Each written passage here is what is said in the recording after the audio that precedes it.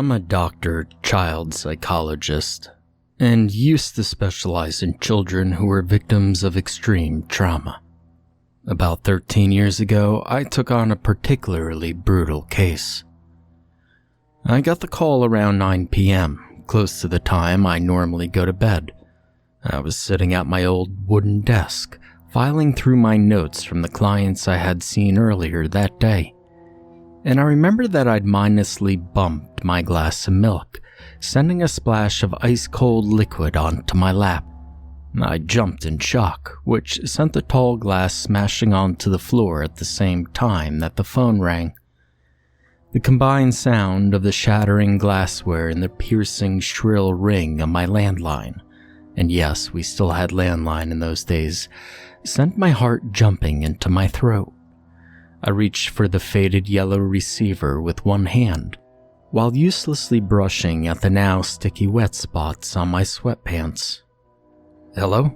I stammered, my normal professionalism having been discarded on account of my pounding heart rate, which was only now beginning to slow.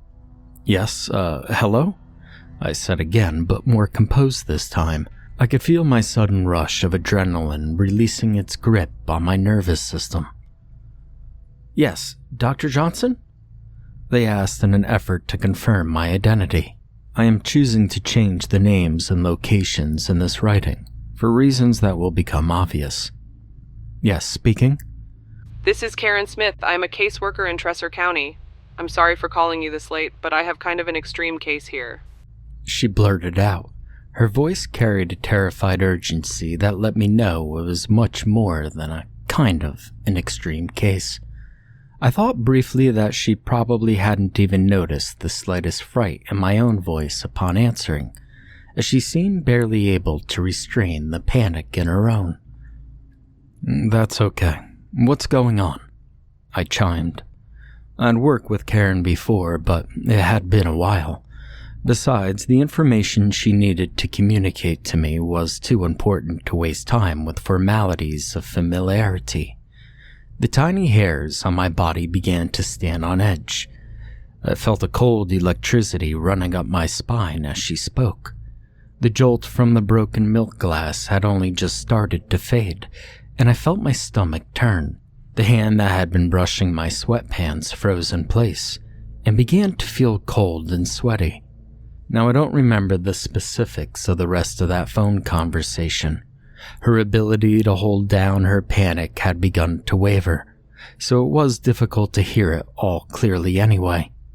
I gathered the gist of it, and in the next minute, I found myself in my car speeding toward the local hospital. I'd somehow managed to change into a pair of jeans. I was now momentarily grateful for this. At least I wouldn't be the doctor showing up in milk-splattered sweatpants. I was not the sort of doctor that normally works in a hospital. But, as she said this was an extreme case. The general picture that I'd gathered from her, what I was on my way to deal with the aftermath of, was this. My soon-to-be client was a 3-year-old girl. Her neighbors had called the police to do a welfare check on her and her 2 parents after seeing their cars unmoved and mail uncollected for over 2 weeks. The family had frequently asked the neighbors to watch their dog when they were out of town, and they hadn't done that this time, and the neighbors found this to be unusual. The scene the police walked into was horrifying and heartbreaking. Both parents had been tied to the dining room chairs. Their throats had been cut from ear to ear. The cuts were so deep that their necks looked like gaping mouths. They were nearly decapitated. The family's little dog was found in the little girl's room, dressed in doll clothes. Its throat had also been cut. But now for the heartbreaking part. The little girl was also seated at the table, untied and seemingly unharmed. On the table, she had set out little pink plastic plates and little blue plastic cups, as well as an array of plastic toy food, forks, and a gallon of milk. Apparently, she had filled the cups with milk and tried to make her parents drink it by pouring it in their mouths. This was evidenced by a mixture of curdled milk and dried blood that caked their necks and clothing. By the state of their bodies, they had been dead for 2 full weeks at least. The little girl had been trapped in the house with the bodies of her dead parents and dead family pet for weeks. They guessed that she had been doing the only thing she knew to try and make them better, feeding them and giving them milk. The darkness of the road gave way to the bright white and red light of the emergency room sign. I parked my car and headed for the entrance, steadying myself for the coming encounter with this traumatized young girl. I had only made it a few yards down the sterile corridor when Karen met me. Her panic seemed to have lessened, but she had the wide eyes and frazzled hair of someone in shock. She led me to the exam room. Tiny little legs dangled over the edge of the exam table. One white sock crumpled and drooping over a little black strappy shoe, the other sock pulled up to the knee. I could see the dark shiny coating of dried blood on the bottoms of those shoes, and I thought in horror of how many times she must have paced through her parents' blood, climbing up onto the table to pour milk into their mouths. I shuddered at this, remembering the spilled milk I'd not yet cleaned off my own floor. She was wearing one of those cheap pink princess dresses, the kind you buy as a costume, but the little girls never want to take off. It was crumbled, and she had a few tiny dark brownish red handprints about it, but otherwise it was clean. Her hair fell in loose tangled curls, and had the look that it hadn't been washed in a couple of weeks, which made sense given the circumstances. It was odd, I noted, that she looked remarkably healthy for having been alone with her dead parents for over 2 weeks. She sat perfectly still, tiny hands clasped into her lap, head looking down at them. Her stillness made her look like a doll. A dirty, overused doll. The kind that got worn from a little girl carrying her everywhere with her, but still caring not to damage it too much. Underneath the soiled clothes and hair, she had a glow to her, an innocence. I approached slowly. "Hey there, Sarah. How are we doing?" I spoke softly and kindly. She didn't move. I kneeled down in front of her and gently put one of my hands over her tiny little clasped fingers. At this, she tilted her head up slightly, revealing large dark eyes set in a doll-like face. Her eyes were clear and bright, and her face expressionless. Not sad or scared, just emotionless like a doll. She didn't make eye contact with me, rather looking lower, my mouth perhaps. But she still said nothing. She must be in shock, and I'd be surprised if she wasn't. "Do you know why you're in here?" I asked sweetly. She slowly moved her head up and down 3 times, as if to indicate yes. "Well, my name is Dr. Mary. I know you've been through a really hard time. You're safe now. Miss Karen and I are going to help you. Is that okay?" At this, her eyes flashed and met mine, so dark brown they almost appeared black. My body jolted with the same shock the broken glass and phone ringing had brought up in me earlier. I knew she was a real girl, of course, but something about seeing those dark eyes set in such an angelic face seemed unreal, like seeing a doll's eyes move. And without realizing it, I'd withdrawn my hand from atop hers. Was that anger I saw in those eyes? After holding my gaze for what felt like a full 5 minutes, but was probably only a moment, she nodded her head up and down again. Slowly, and only 3 times.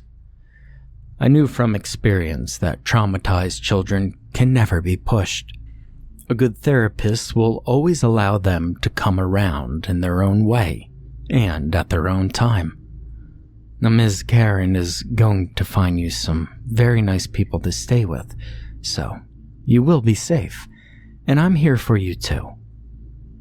Can you tell me anything? Is there anything you want to talk about right now? I asked gently. She glanced quickly towards the doorway where Karen stood, then slowly shook her head side to side 3 times, indicating no. Karen and I sat with her for several more hours while the doctors and nurses checked her over. She was found to be entirely healthy, not a scratch, not even slightly dehydrated. The entire time she sat completely still, only moving her head to indicate yes or no responses. But most of the time we sat in silence, not wanting to push her too much in her fragile state. After a while, Karen said she would handle the rest, and I got up from my chair to make the drive home. As I was about to walk out of the exam room's door, I heard a quiet, childlike voice from behind me. "It was for their own good," she said flatly. I turned to meet her piercing eyes, gazing out from an expressionless face. "I'm sorry, what was that, sweetheart?" I asked back, not sure if I heard her correctly. "It was for their own good," she repeated. Karen stepped over to her, and the little girl put her head back down, resuming her previous doll-like posture. Karen and I exchanged glances, and I continued out the door. All the way home I contemplated what she had said. It was for their own good. Not from my previous experience dealing with children who had witnessed such a gruesome event, I decided that it was most likely something the murderer had said while killing her parents. This was common, and gave me hope in the weeks to come I would be able to extract more details from her in order to help the police with their investigation. They had little to go on at this point. There was no sign of forced entry. The deadbolt had been locked and was too high up for the little girl to reach, which may have been why she'd been trapped in the house for so long. The girl had not said anything to the police when questioned, and I've always detested the harsh way that police tend to question traumatized children. Why the little girl had been spared was a mystery. The murdered dog had been in her room. They assumed that she had been hiding during the murders. She then dressed the dog afterwards, similar to her attempts to feed and give milk to her parents. Perhaps that's what she meant by her statement. Of course, milk does the body good, as the commercials would say. I began my weekly sessions with Sarah a few days later. Most were uneventful. She sat in the same doll-like pose, not moving or speaking. She was placed in a foster home with a nice local couple with no other children. They had taken sympathy on her after hearing about the case in the local paper. On the 3rd week, I was able to coax her into coloring with me. We sat at a table, completely silent, side by side, coloring our respective pages. After several weeks of this, I noticed that she had taken the red crayon and made jagged scribbles all over the neck of the picture of the cat she was coloring. "Is that a bow tie?" I asked cheerfully, pointing to the scribbles. She flung her face towards mine, piercing me with those dark eyes. She looked angry, despite no other emotion showing on her tiny face. And then, wordlessly, she stood from her chair and walked to the pile of stuffed animals in the corner. She picked up a fuzzy white stuffed dog with floppy white ears. She held it by the ears in one hand, still clasping the red crayon in the other. Then violently, she started slashing at the dog's throat with the crayon, all the time yelling loudly, "It's for your own good! It's for your own good!" over and over. Given the months of silence, I was more than startled. My blood ran cold and my hands had begun to sweat. A voice in my head told me to run for the doctor, but I resisted the urge. It was then that I was certain this phrase had nothing to do with the milk. It was definitely linked to the murders. "Where did you hear that, Sarah?" It's for your own good?" I asked gently. At this point, she stopped. Again, her eyes locked onto mine. She said nothing, but I swear I saw the corners of her mouth begin to form the faintest hint of a smile. Now, following that session, I spoke with her foster parents. They had been shocked by the loud shouting coming from behind my office door, as they never heard her speak. She spent most of her time in her room, having silent tea parties with her stuffed animals. I also contacted the investigating officers. I knew it wasn't much to go on, but I shared my thoughts on her murder reenactment with them. They'd recently found a loose link between her father and members of the local mob. My description of her behavior seemed to confirm this as being a possible mob hit. Then again, for several weeks, there was nothing. 1 hour a week, I had a silent coloring session with the doll-like girl. It was in our 4th month of work together that everything changed. Her foster parents were working late, and so Karen had dropped her off for her session. Her foster parents were due to get her after. It started normally, both of us coloring silently, and then, out of nowhere, she stood up and walked to a random toy chest and began digging furiously through it, looking for something. "What are you looking for?" I questioned her. "Shh." She had stopped and turned, one finger over her small mouth making the shushing sign. I playfully pretended to close the zipper on my mouth, and she continued. I was curious. Any variation on our sessions was progress, so I was willing to comply. She came away with a pink jump rope, the kind with little cheap pink plastic handles and white and pink braided rope. She carried it back to where I sat, and silently as ever grabbed my wrists and pulled them behind the chairs so she could tie them together with the rope. This unnerved me, and my stomach began to turn. But I remained silent. I suspected that this was another murder reenactment. It was a normal way for someone so young to process such horrific trauma, and I was not about to ruin the opportunity for progress. But it still felt wrong. My heart was beating out of my chest. I was terrified, and I did my best to hide it and allowed her to continue. After I was tied to her satisfaction, she pulled her chair so that it was back to back with mine. Both chairs were those miniature child-sized plastic types. Now, I'm not a large person, and I prefer to be on the child's level. She then climbed onto the chair directly behind me. I could not see her, but I felt her tiny shoulder brush against my back, as though she was reaching down to straighten one of her dark pink knee-high socks. Now, by this time, I was trembling. Adrenaline was rushing through my bloodstream, and my mouth tasted like metal. I could hear my own blood rushing around in my head. It was still near the beginning of the session, and there was no one in the building except for me and her. She leaned forward, reaching her little arm around my neck, and whispered with unmistakable malevolence directly into my ear. "It's for your own good." It was hard for me to understand what happened next. In a second, her little hand went across my throat, and I didn't believe it. My neck and chest turned instantly to ice. I tried to speak, but my vocal cords refused to work. I heard a slight gurgling as air escaped my throat. My throat, not my mouth. I looked down to see a dark red pool forming on my shirt, turning the entire front of me red. Blood, my blood.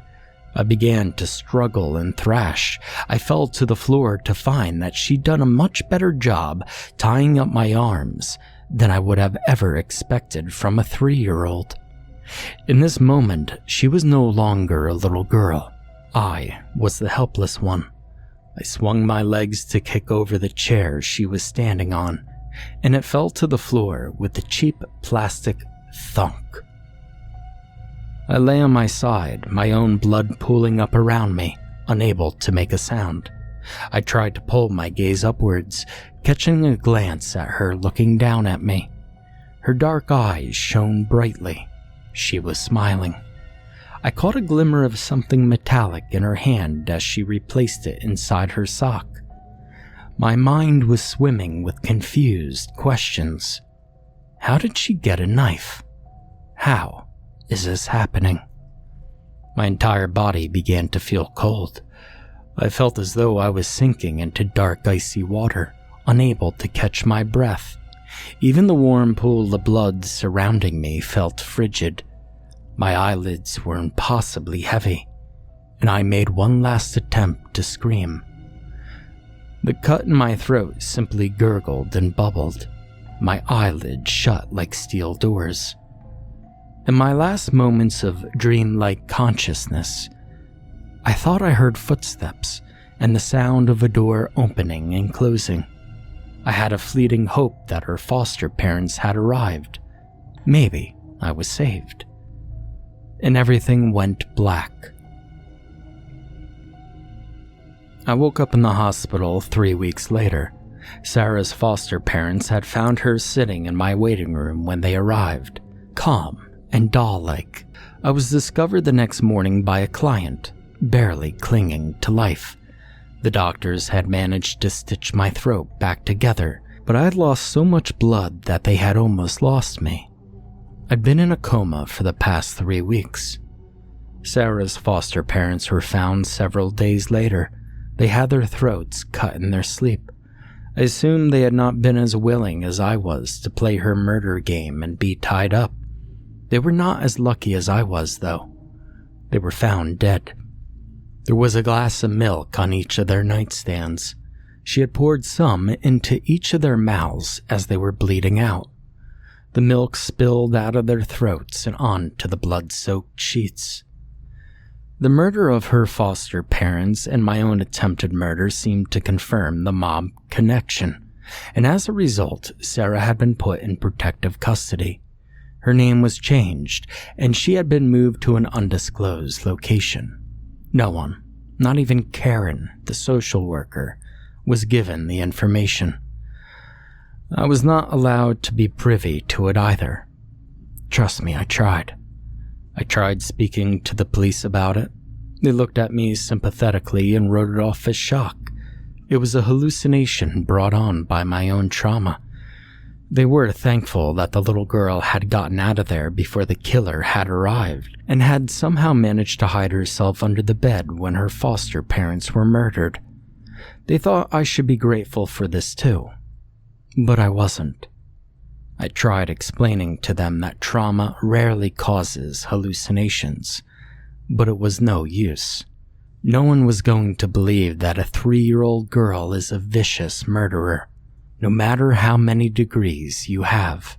As soon as I could, I left town and changed my name. I joined a practice that allowed me to work with several other colleagues, so I wouldn't be alone. I stopped drinking milk and did the best I could to forget about Sarah, her parents, and the whole ordeal. 3 years after my move, I got a horrifying reminder. Again, I was sitting at my desk in my new city apartment, going through the notes from that day. My phone rang, my heart shot into my throat, and I could feel the skin around my scar get hotter. As I reached for the phone, I noticed the time. Nearly 9 p.m. Hello? My voice trembled. I didn't even try to hide it. I listened to the voice on the other end for a few moments before dropping the receiver and screaming. Panic welled in my gut and quickly overtook my body. In a matter of minutes, I packed a bag and I ran out my door. I abandoned everything else. The caller had been a local social worker. She wanted my help on an extreme case. A 6-year-old girl had been found locked inside her apartment with the body of her adopted mother. It was when she got to the part about the cut throat in the milk that I dropped the phone and screamed. I changed my name again and this time moved to a different country. I work as a waitress at a local pub. No kids. No milk. I panic attacks every time I see a glass of milk, hear a phone ring, or see a child sitting a little too still. It's been 10 years since the last incident, and this morning I passed the teenage girl on the street. She was pretty, dark hair and a dark, piercing stare. There is no way to know if it was her, but I'm packing my bags and changing my name again anyway. It's for my own good.